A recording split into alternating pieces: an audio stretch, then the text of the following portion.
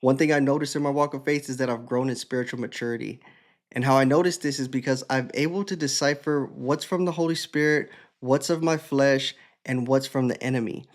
There was a little situation I went through. I was at my grandmother's this past weekend. My son had gotten into something, and I had felt like my wife should have been watching him. So I didn't say anything disrespectful, but it was the way I handled the situation. It was kind of out of frustration, and you could tell I was bothered by it. My wife was telling me, "It's not a big deal. Chill out. He's your son too. Like you should be watching him also."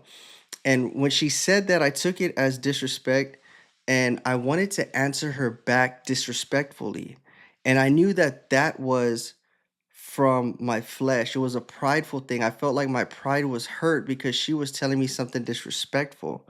Now, me wanting to answer back, something was telling me, tell her something back. Like, you need to get the last word, or you're angry. You need to make her just as angry as you are. And I felt like that was from the enemy.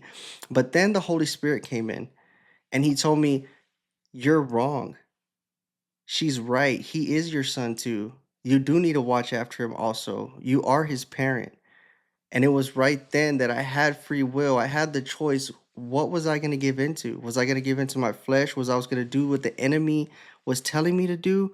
Or was I going to follow in guidance of the Holy Spirit and apologize to my wife? And it was right there. And I chose to apologize to her. I said, you know what? You're right. I'm sorry.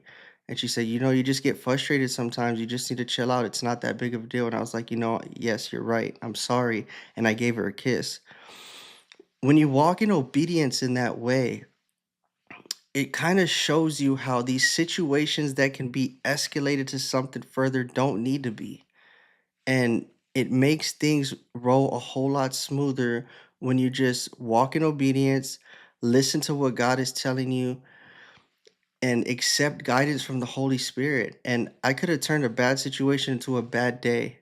I just wanted to share that with you guys. I know sometimes we could act off of frustration, act off emotions, but it's at these moments we need to ask God to let the Holy Spirit take control and guide us through our situations. Y'all stay blessed.